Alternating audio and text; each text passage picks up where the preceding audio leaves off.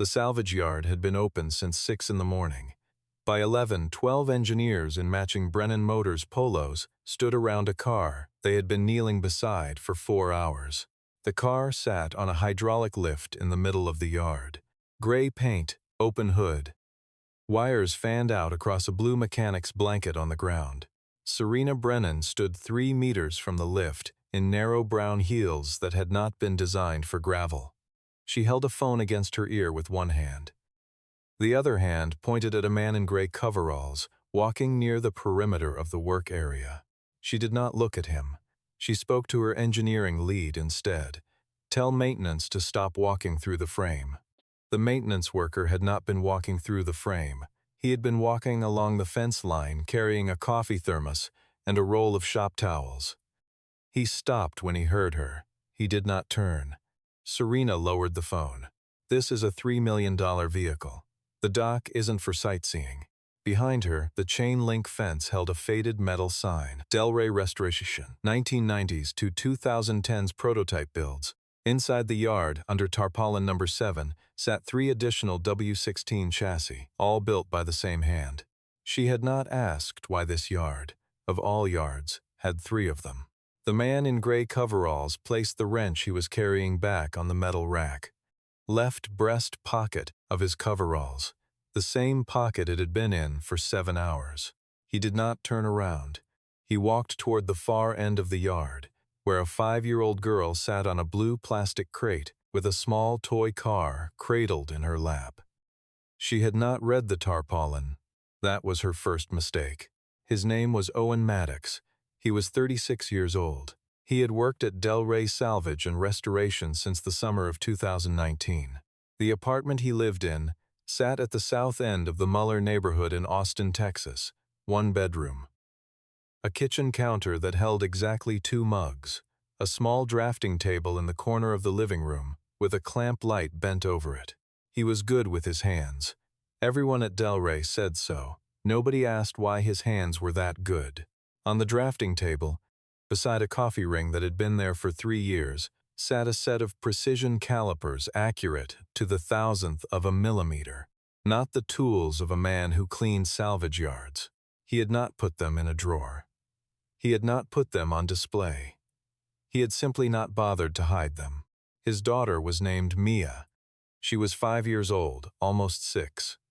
Her hair was black like her mother's. She wore a yellow rain jacket that was a size too large because she would grow into it before winter ended. She carried a toy car everywhere she went. The car was cast metal, the size of her palm, painted a particular gray. She called it Grady. Grady had been painted on a Sunday afternoon 4 years ago, on the balcony of a different apartment in a different city. Her mother had mixed 2 non-commercial grays on a paper plate because no factory color was exactly right. When the second coat was still wet, her mother had taken Mia's small thumb and pressed it gently against the underside of the chassis. The print was still there. Mia did not consider a replacement. Some things, she had explained to her father once, you just kept. Her father had agreed without adding anything. He was good at that. On the wall of their apartment above the kitchen table, a small cheap wood frame held a single technical drawing, a cross-section of a fuel manifold. No signature in the corner. Mia thought it was abstract art. Eva had asked one thing of him before she died. She had asked it carefully, the way she asked for things she meant. Do not let the name Maddox decide who Mia gets to be. He had said yes. He had meant it. Before I tell you what happened when the engine started, tell me where you are listening from today, and whether anyone in your life has ever dismissed someone before learning who they really were. Drop it in the comments. Stay with me until the end. From the outside, he was exactly what his coveralls said he was. The coveralls did not say anything about what he had built before he had decided to put them on. Delray Salvage and Restoration sat 31 miles east of downtown Austin, on a county road most people drove past twice without noticing. The yard was owned by a man named Greer Dalton, 62 years old, a former test driver for Brennan Motors in the early 1990s. He had been Eva's godfather. He was the only person at the yard who knew who Owen used to be. He had never said so. Brennan Motors was based in a glass tower in downtown Austin. The company had been founded in 1968 by Dominic Brennan, a quiet Irish-American engineer who had built his first racing engine in a Houston garage with parts ordered from a catalog. The current pride of Brennan Motors was the W16R. 47 units would be built for the FIA hypercar class. Each one would carry the signature of the original prototype. Prototype number 001 had won the FIA Technical Excellence Award in 2014. The chief engineering officer of Brennan Motors was Serena Brennan, 39 years old. Stanford MBA class of 2014. She had assumed her role 3 months earlier, after her father had officially retired. She had never personally held a wrench against a torque value. She managed people. She told her team on the day of her appointment, "Engineering is a function. I manage functions." Beside her in every meeting stood Hunter Vaughn, 44 years old, head of public relations and strategic communications. 11 years at Brennan. In the spring of 2022, 6 months after Owen had left the company, Hunter had sold a complete set of the W16R Mark II specifications to Holzer Motorwork in Stuttgart. The wire had cleared $2.4 million to an account in the Cayman Islands. He had forgotten that Werner Halden, the senior technical partner at Holzer, was a man Owen had known and trusted since 2014. Werner had recognized the work immediately. Werner had said nothing for 3 years. He had simply waited. In a conversation that morning at the Delray yard, Hunter had said to Serena, half a step behind her, "Just loud enough for 2 engineers to overhear. Just let him go. Maintenance doesn't matter. Optics matter." Owen had joined Brennan Motors in 2009, at the age of 22, 2 weeks after graduating with a master's in mechanical engineering. He had become lead powertrain engineer at 27. The W16R prototype 001 was his. He had designed the cylinder geometry, the fuel manifold, the cooling array, the placement of every sensor down to the 7-degree offset on the crankshaft position sensor that nobody else in the company had ever asked about. Eva had joined Brennan in 2011, test engineer. The two of them had been the cover story of an industry magazine in 2015. A photograph of them in matching gray coveralls, leaning against the rear quarter panel of a prototype. She was smiling. He was not, exactly. He had been looking at her. In June of 2019, an internal test was conducted at Brennan's track outside Austin. The fuel manifold supplier in Tennessee had shipped the wrong heat-rated seal that month. The substitution had not been caught by anyone, including Owen, who had signed off on the inspection sheet the morning of the test.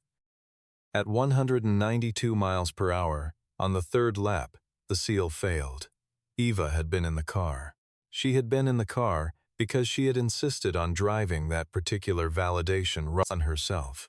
She had insisted because she did not trust the new test driver to feel the high-frequency vibration at the 3rd harmonic. She had been right about the vibration. She had not been wrong about anything that day.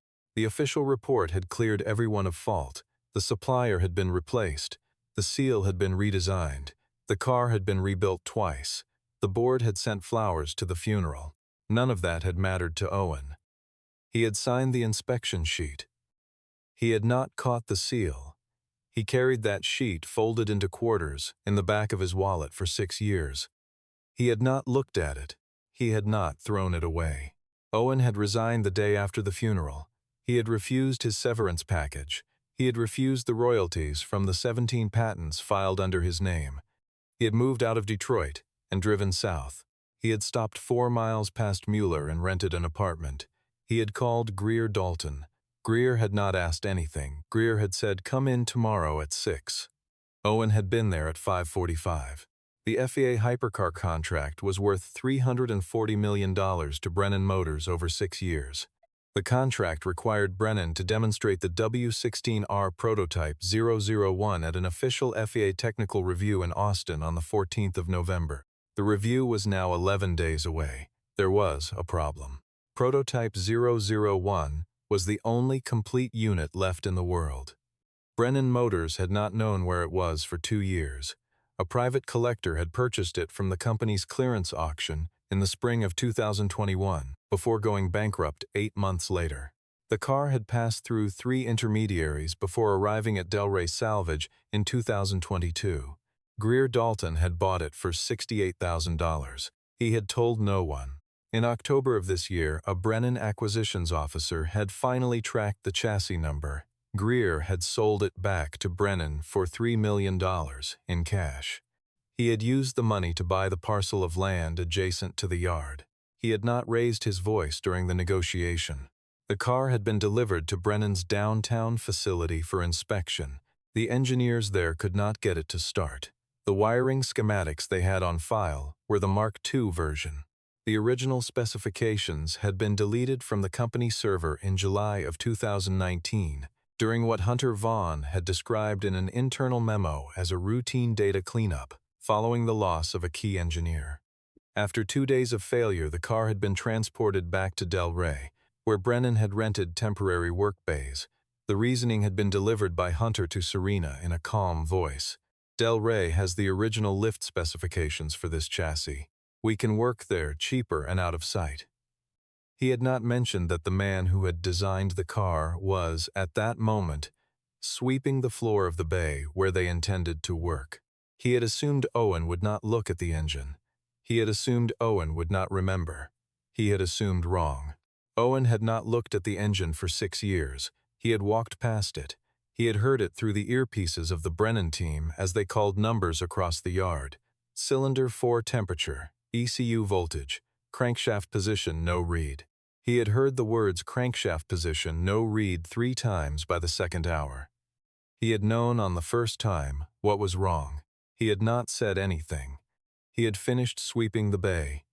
He had folded a tarp. He had gone to the back office and pretended to log inventory. He had stood at the small dirty window and watched the team work.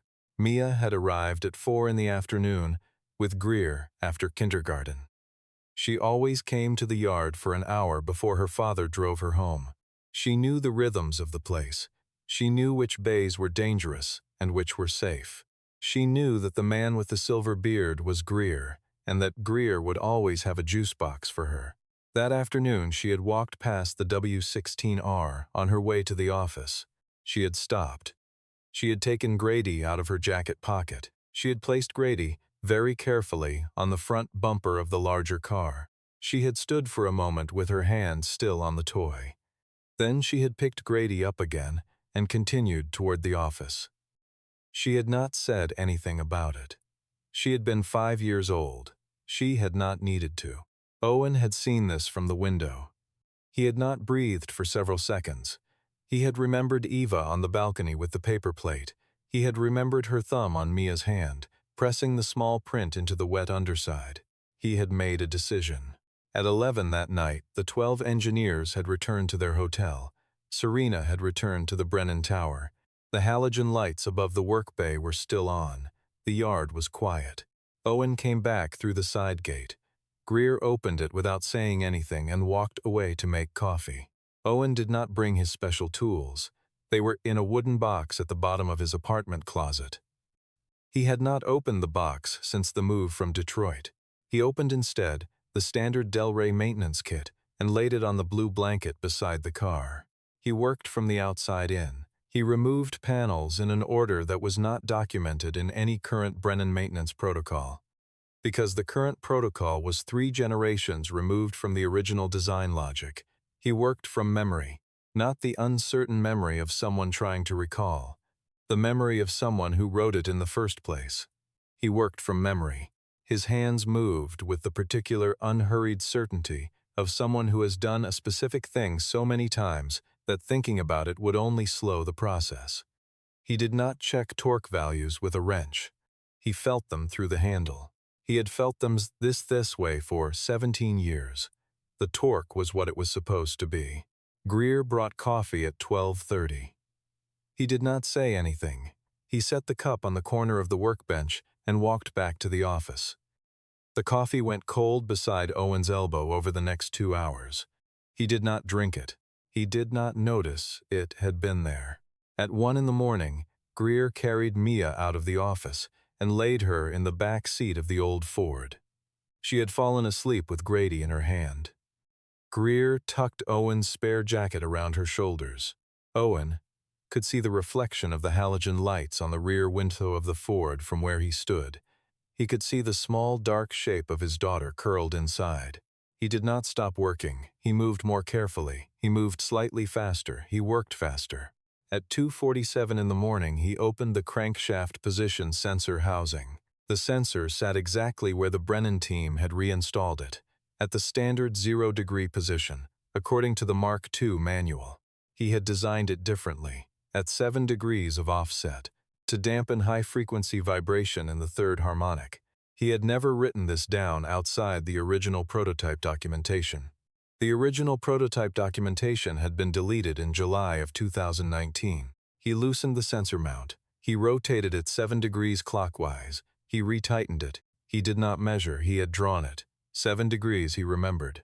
At 3:14 in the morning, he closed the engine bay. He climbed into the driver's seat of the W16R prototype 001 for the first time in 6 years. The interior smelled of old leather and faintly of cooling fluid. He did not crank the engine. He inserted the key. He turned it half a position. The dashboard came alive. The ECU light went green. All sensors reported. He turned the key the rest of the way. The W16R started. The first cylinder fired, then the second, then the rest in the rapid familiar sequence he had once spent 3 months tuning. The engine settled into idle, a low, even, sustained note. The note Eva had once said sounded like a particular kind of cello. Owen did not move. He sat in the driver's seat with both hands on the wheel and listened. He listened to the cylinder timing. He listened to the harmonic at the third order. He listened to the absence of vibration where vibration should not be. He had not heard this sound since the morning of the test. He had been standing on the pit wall that morning with his radio in his hand. He had heard the engine pass the start-finish line on the first lap and on the second lap. He had not heard it on the third. He listened now to all three. The first, the second, the third. The third lap completed itself in his head the way it should have completed itself in reality. In the Ford, Mia woke up. She looked out the rear window. She saw her father in the driver's seat of the gray car, lit by halogen, sitting still. She watched him for a long time. She did not call out. She knew in the particular way children know certain things, that she should be quiet. Eva would know that sound. At 4:30 in the morning, Owen turned the engine off. He closed every panel. He wiped his hands on a clean shop rag from the second drawer of the workbench. He placed the wrench back on the metal rack. Left breast pocket of the rack. The same pocket it had been in for 7 hours. On the instrument cluster of the W16R, he placed a small folded note. He had written it in pencil on the back of a Delray inventory slip. Crankshaft sensor 7 degrees offset clockwise. Check firmware version against original spec. Below the note, he wrote one more word, maintenance. He did not sign his name. He walked to the Ford. He picked Mia up gently. She did not wake fully. She wrapped one arm around his neck and kept the other arm around Grady. He carried her to the passenger seat and buckled her in.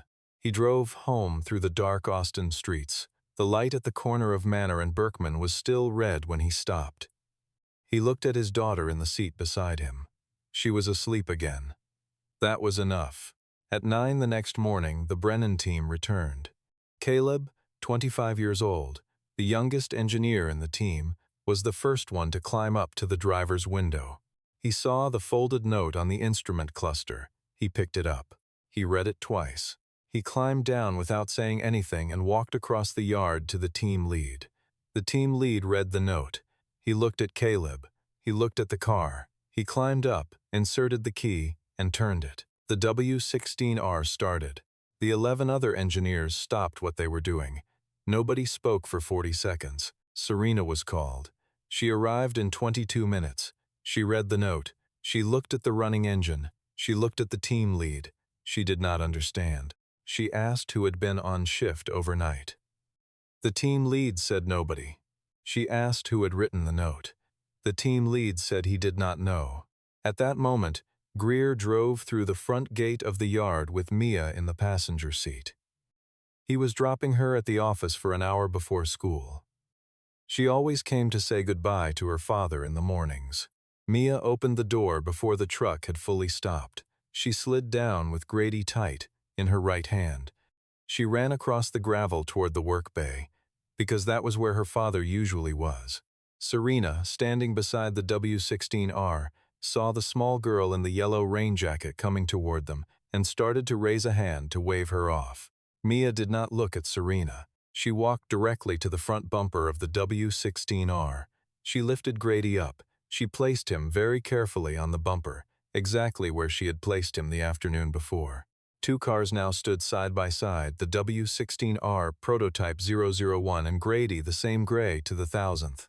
The senior engineer on the team, a man named Marshall, 61 years old, who had worked on the original Mark I project before retiring and being called back for this contract, walked slowly across the gravel. He stopped 2 feet from the bumper.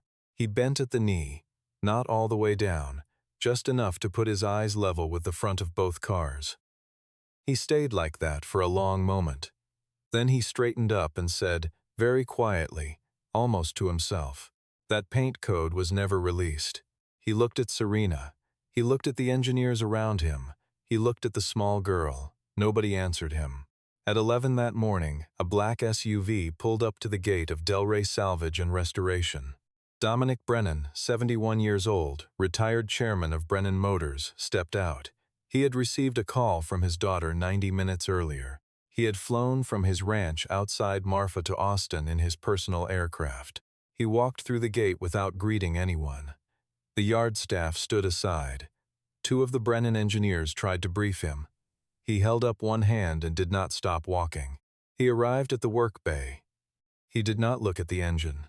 He did not look at the team. He looked at the toy car on the front bumper. He bent down. He picked Grady up.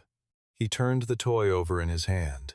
On the underside of the chassis, in pencil marks that had been laid down 4 years ago and had begun to fade, 3 words were still legible. Test Unit 001 from Eva. Dominic Brennan held the toy car in his hand. For what later, in interviews he would never give, he would have described as the longest minute of his professional life. His hand was steady. His eyes were not. He set Grady back on the bumper, with the same care a person uses to set down a wedding ring. He straightened.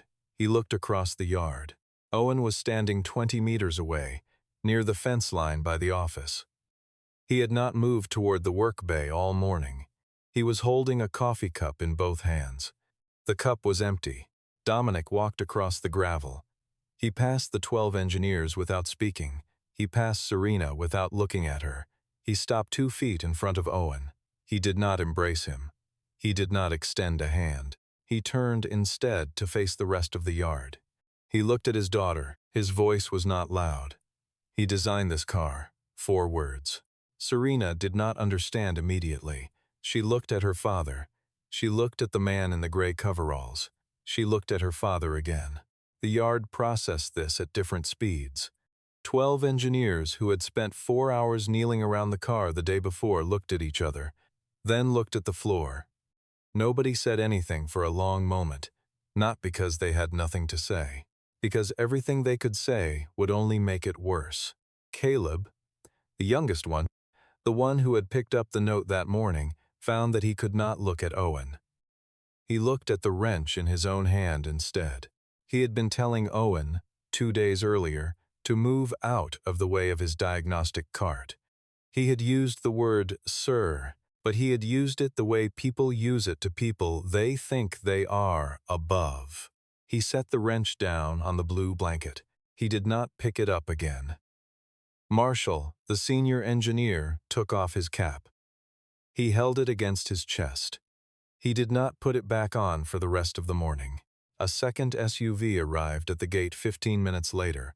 Werner Halden, 58 years old, senior technical partner at Holzer Motorwerk in Stuttgart, stepped out. He carried a leather portfolio under his arm. Dominic had called him from the aircraft. Werner walked across the yard. He did not look at the W16R. He walked directly to Owen. He placed one hand on Owen's shoulder, not for long, not for show. Then he turned and addressed Serena. His English was precise. Each word was selected with the care of a man who had learned the language as an adult and had never quite trusted himself to be imprecise in it. I read that analysis 3 years ago. The version I received had a different name on it. He opened the portfolio. He laid 3 documents on the hood of the nearest Brennan vehicle: a scanned wire transfer, an email between 2 parties, a signed receipt for $2.4 million. He turned to Dominic. Mr. Vaughn sold the Mark II specifications to Holzer in 2022. I have the documentation. I waited because I wanted to know who had built the engine first. Today I learned. Dominic studied the documents. He did not raise his voice. He never had. That was one of the reasons people had worked for him for 40 years. He turned to the head of his security detail, who had arrived in the SUV with Werner. Bring Hunter Vaughn to the yard now. Hunter Vaughn arrived at 1 in the afternoon. He stepped out of his car with his PR smile already in place. He had rehearsed his explanation on the drive. He had planned which colleagues to call afterward. He had even chosen which suit to wear, the navy one with the slightly softer shoulders, because he had read once in a magazine that Navy projected accountability. Werner did not let him finish his first sentence. He laid the documents on the hood of the car. Hunter looked at them. His smile did not change immediately. That was the strange thing. It changed about 4 seconds later. All at once, like a light going off. He tried to argue chain of custody. He tried to argue that the wire was unrelated. He tried, finally, to argue that he had been protecting the company. Dominic listened to all of it. He did not interrupt. He did not look at Hunter directly during most of it. He looked at the documents on the hood and waited. When Hunter had finished, Dominic spoke once. You sold the work of a man whose wife died building it. You sold it to a country whose export law applies to that file. You are done here. By 3 in the afternoon, federal agents had arrived at Brennan Motors headquarters. Hunter's office was sealed. His personal phone was confiscated. His company laptop was placed in an evidence bag. The FBI opened a formal investigation under the Defense Trade Controls Act by close of business. Brennan Motors filed a civil suit for intellectual property theft by the end of the week. The civil suit named damages of $47 million. A federal grand jury was convened in Austin within the month. Hunter's wife filed for divorce in February. His name was quietly removed from the alumni board of his graduate school. His PR firm offers stopped returning his calls by the spring. He had built a career on optics. Optics could be photographed. At 4 in the afternoon, Dominic asked to use the small office at the back of the yard. Greer made coffee for 3. Dominic asked Serena to sit down. He did not shout. He did not shout. He did not blame her. He spoke the way he had once spoken to her when she was 12 years old and had broken a piece of his test equipment by accident. You are an executive. You are not an engineer. The two are not interchangeable. I made a mistake placing you where I did. You made a mistake by accepting the title without asking what it required of you. Serena did not interrupt. She looked at her hands. Dominic continued. You will step down as Chief Engineering Officer effective today. You will become Chief Operating Officer. You will report directly to Owen Maddox for the next 12 months on all matters related to the prototype program. You will not give him orders. You will ask him questions. You will listen to the answers. Serena asked one question. Will he accept that? Dominic looked at her. That is not your concern yet. First, you accept it. She nodded. That was not a punishment. That was a beginning. Outside, the afternoon was beginning to soften. The November light came across the yard in low gold bars. The engineers were quietly packing their tools. Marshall had not put his cap back on. Mia ran across the gravel toward Owen. She still had Grady in her hand. She had not let go of him all afternoon. She stopped beside her father. She looked at Dominic, who had come out of the office and was standing a few steps away with a coffee cup in his hand. She asked Owen, in the direct way of 5-year-olds, "Is he a friend, Daddy?" Owen looked at Dominic for a moment. Then he looked back at Mia. "He's someone who knew your mom." Mia considered this. She walked to Dominic. She held up Grady. "This is Grady. Mom made him. Dad never lets anyone touch the bottom because that's where Mom signed her name." Dominic crouched down. He took Grady in both hands very gently. He did not turn the car over again. He did not need to. Mia looked back at her father. She looked at Dominic. She said, simply, the way children say true things. He doesn't lose. But he never says that himself. Dominic looked at Owen. Owen looked down at his shoes. She was not wrong. Serena came across the yard a few minutes later. She found Owen by the old Ford parked near the fence. She did not bring an assistant. She did not have a script. She stood at a respectful distance. She did not start with the company. She did not start with the contract. I treated you like furniture. I'm sorry. I don't expect you to make that easier for me. Owen looked at her for a moment. He did not raise his voice. He never did. I accept that. He did not attach conditions. He did not perform forgiveness. That was the plain closure of a man who knew. 6 months later, in the late spring of the following year, Owen still lived in the same apartment in Mueller. He had not moved back to Detroit. He had not accepted a corner office in the Brennan Tower downtown. He had accepted, instead, a small office at the back of Delray Salvage and Restoration. Brennan Motors had purchased 30% of the yard from Greer. They had converted 4 of the bays into a prototype engineering center. The sign at the front gate still said Delray Restoration. Owen had insisted on that. Greer still ran the yard. He still made bad coffee. He had begun in the mornings to wear a hat he had not worn in many years. Serena came to Delray on Tuesdays. She did not bring an assistant. She did not bring a notepad on the first 3 visits. She sat in the small back office with Owen and asked questions about the prototype program. She did not always understand the answers.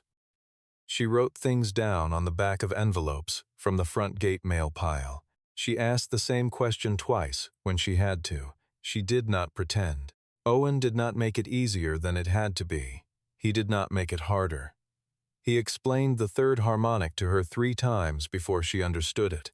The third time she sketched it on a napkin and showed it back to him. He nodded once. He said, "That is correct." That was the closest thing to praise he gave her in the first 6 months. She did not need more. Mia had started first grade at Mueller Elementary. She drew engines in art class. Her teacher had not known what they were. She had assumed they were flowers.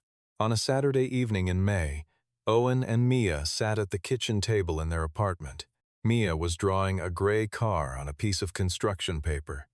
She had Grady on the table beside her for color reference.